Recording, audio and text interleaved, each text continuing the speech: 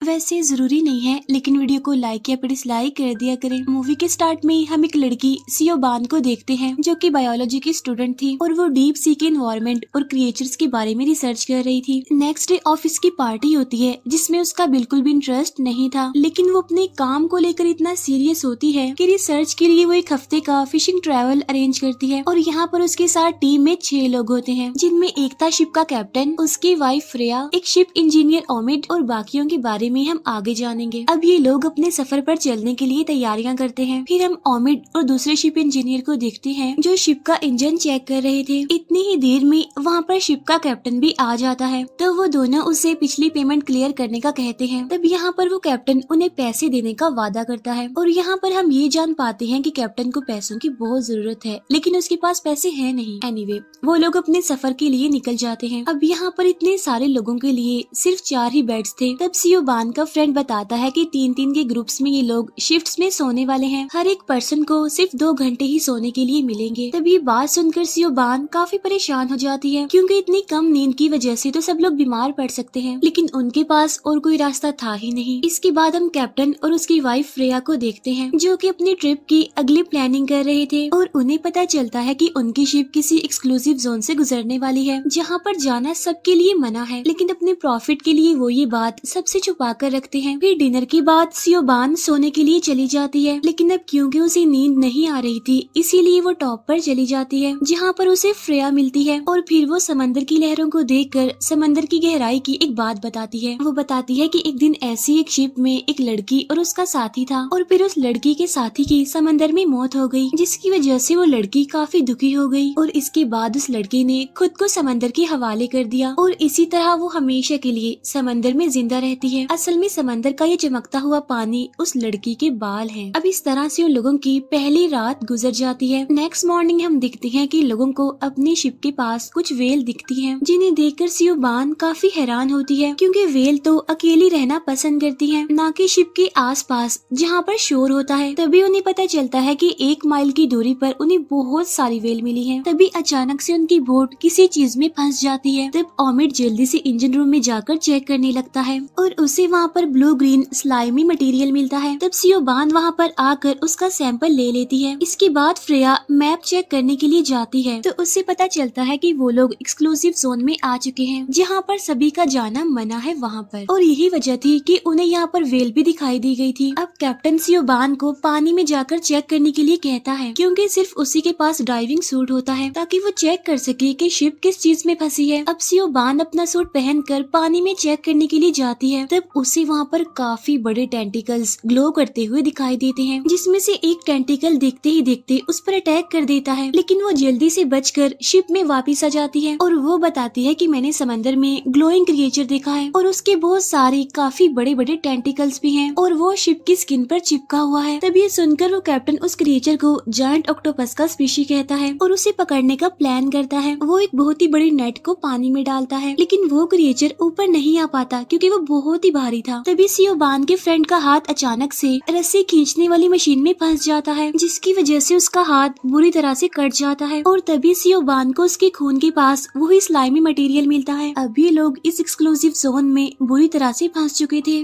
वापस जाने का इनके पास कोई भी रास्ता नहीं था। हेल्प मंगवाने के लिए उनका रेडियो भी खराब हो चुका था और खाना भी बस खत्म होने ही वाला था। अब देखते ही देखते वो सब लोग पैनिक करने लगते हैं। तभी सियोबान को कुछ दूरी पर एक दूसरी शिप नजर आती है, जिसे देखकर टीम के सारे मेंबर्स खुश हो जाते हैं, क्योंकि उन्हें बचाने के लिए अब कोई तो वहाँ पर आ चुका था। अब इसी उम्मीद में वो लोग रेडियो और खाने की तलाश में अपनी बोट के जरिए उस शिप के लिए निकल जाते हैं। जब थोड़ी देर के बाद वो वहाँ पर पहुँचते हैं तो देखते हैं कि इस शिप में तो कोई भी नहीं है। साथ साथ इस शिप का रेडियो भी पहले से ही खराब था। लेकिन जब वो लोग शिप की बेसमेंट में जाते हैं तो वहाँ पर इन्हें कुछ डेड बॉडीज मिलती हैं, जिनकी आंखें नहीं थी, यानी उनकी आंखें गायब हो गई थी। तभी ये देखकर कैप्टन उन्हें बताता है कि शायद इन्हें सी फीवर हुआ था और वो सियोबान को ये बात बाकी लोगों को बताने से मना करता है, यानी इस शिप की कंडीशन के बारे में। इसके बाद जब ये लोग अपनी शिप में वापिस आते हैं तो देखते हैं कि उस ग्लोइंग क्रिएचर ने अब इनकी शिप को छोड़ दिया है, इसीलिए अब वो थोड़ा रिलैक्स फील करते हैं और अपनी जर्नी पर आगे बढ़ जाते हैं और अभी भी वो वापस नहीं जाते बल्कि एक्सक्लूसिव जोन के और अंदर चले जाते हैं। थोड़ी दूर जाने के बाद कैप्टन अपनी वाइफ फ्रेया को मछलियाँ पकड़ने के लिए कहता है। तब फ्रेया उसे ये कहते हुए मना करती है कि अगर हमने ऐसा किया तो वो क्रिएचर वापस से हमारे पीछे आ सकता है और फिर से हम पर अटैक कर सकता है। तब कैप्टन उसे कहता है कि अगर हमने बहुत सारी मछलियाँ ना पकड़ी तो हमारा घर, हमारी शिप, सब कुछ चला जाएगा। असल में लोगों को पैसों की बहुत जरूरत होती है, इसीलिए कैप्टन जानबूझकर इस शिप को एक्सक्लूसिव जोन में लेकर आया था, क्योंकि इस एरिया में कोई भी नहीं आता, इसीलिए यहाँ पर बहुत सारी मछलियाँ हो सकती हैं, जिसे बेचकर ये लोग बहुत सारे पैसे कमा सकते हैं। इसके बाद फ्रेया नेट डालती है जहाँ से उसे बहुत सारी मछलियाँ मिलती हैं। फिर रात को सियोबान और उसका फ्रेंड बातें कर रहे होते हैं और तभी दूसरा शिप इंजीनियर वहाँ पर आकर उन्हें भी डिनर के लिए ले जाता है। और डिनर के बाद सियोबान के फ्रेंड की तबीयत खराब होने लगती है और वो स्विमिंग करने के लिए समंदर में ही जाने लगता है, लेकिन सियोबान और उस शिप में एक बूढ़ी औरत थी, वो उसे ऐसा करने से रोक लेती है।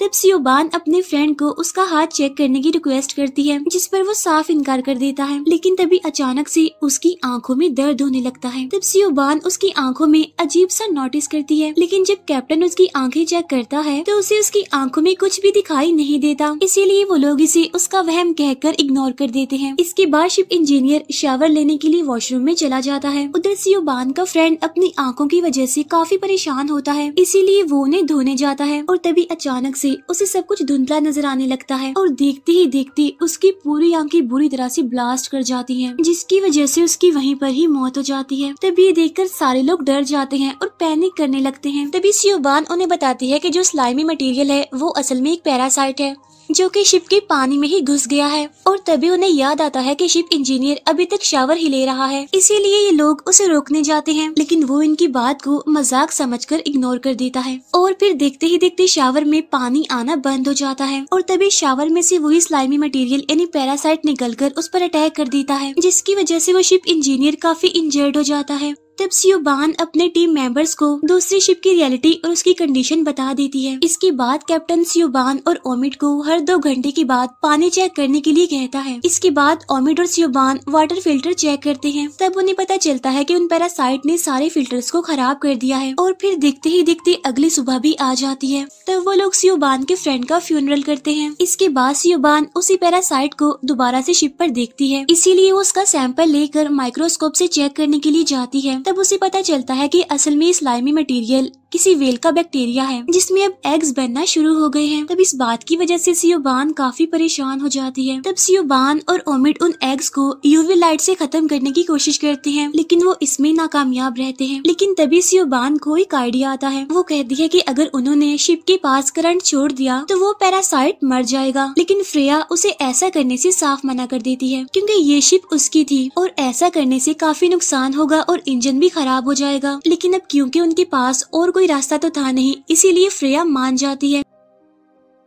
उधर हम देखते हैं कि शिप इंजीनियर की तबीयत खराब होने लगती है। इसके बाद सियोबान और ओमिड शिप के आसपास के पानी में करंट छोड़ देते हैं। इसके बाद सियोबान उन लोगों को शिप को रोकने के लिए कहती है, क्योंकि अगर शिप में अभी भी इन्फेक्शन हुआ तो शिप के किनारे पर जाने के बाद ये इन्फेक्शन लोगों को भी लग सकता है, जिसकी वजह से सिचुएशन बहुत ही खराब हो जाएगी। लेकिन फ्रेया शिप रोकने के लिए साफ इनकार कर देती है। इसके बाद हम उस बूढ़ी औरत को देखते हैं जो शिप इंजीनियर की हालत देखकर रोने लगती है। फिर कुछ टाइम बाद वो शिप इंजीनियर भी मारा जाता है। यहाँ पर उन लोगों को पता चल चुका था कि इस इन्फेक्शन से बचना बहुत ही मुश्किल है। इसके बाद उस शिप इंजीनियर का फ्यूनरल किया जाता है। इसके बाद सियोबान फिर से सबको वार्न करती है कि ये अच्छा होगा कि किनारे पर ना जाया जाए और 36 घंटों के लिए उन्हें क्वारंटीन यानी आबादी के लोगों से अलग रहना होगा इस शिप में। लेकिन सियोबान की बात कोई नहीं मानता, इसीलिए वो एक रस्सी के जरिए शिप का प्रोपेलर तोड़ देती है। तब ये देखकर वो सारे लोग गुस्सा हो जाते हैं और वो बूढ़ी औरत सियोबान को पंच मारती है। इसके बाद किसी तरह सियोबान उन्हें शिप पर रुकने के लिए एग्री कर ही लेती है। इसके बाद वो सबको इन्फेक्शन चेक करवाने के लिए कहती है और एक एक करके उनकी आंखें चेक करने के बाद पता चलता है कि किसी को भी इन्फेक्शन नहीं है, इन्हें सब लोग ठीक है। लेकिन उन्हें पता चलता है कि कैप्टन की आंखें अभी तक चेक नहीं हुई हैं,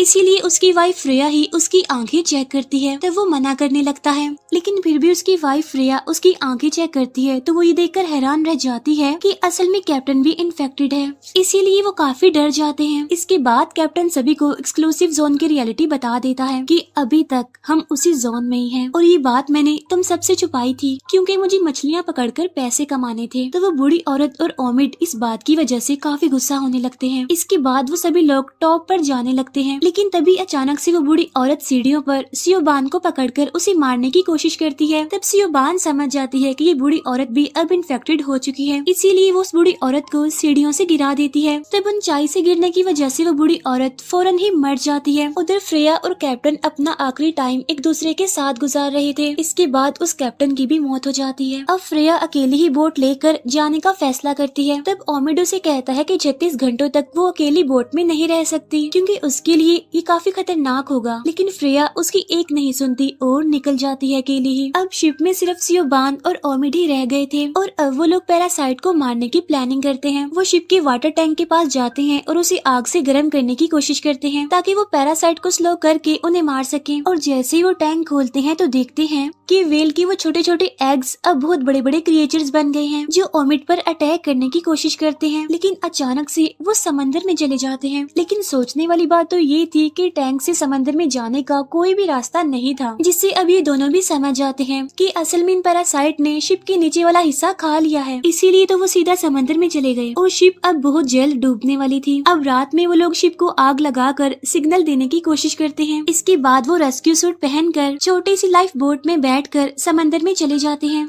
उन्हें कुछ ही दूरी पर एक शिप दिखाई देता है, इसीलिए अभी लोग उसी की तरफ बढ़ रहे थे। लेकिन तभी ओमिड अचानक से पानी में गिर जाता है, लेकिन अब क्योंकि उसे तैरना नहीं आता था इसीलिए सियोबान उसे बचाने के लिए पानी में कूद जाती है। अब यहाँ पर वो ओमिड को तो बचाने में कामयाब हो जाती है, लेकिन वो ग्लोइंग क्रिएचर उसके हाथ पर अटैक करके उसे इन्फेक्टेड कर देता है। अब वो दोनों बच तो गए थे, लेकिन सियोबान इन्फेक्टेड थी, इसीलिए अब सियोबान खुद को सेक्रीफाइस करते हुए दोबारा से पानी में कूद जाती है और उस ग्लोइंग क्रिएचर की तरफ चली जाती है। अब सिर्फ ओमिड ही इस खतरनाक एक्सपीरियंस से बच गया था, इसीलिए अब वो अकेला ही किसी की मदद आने का इंतजार करने लगता है और यहीं पर ये मूवी एंड हो जाती है। Thank you for watching.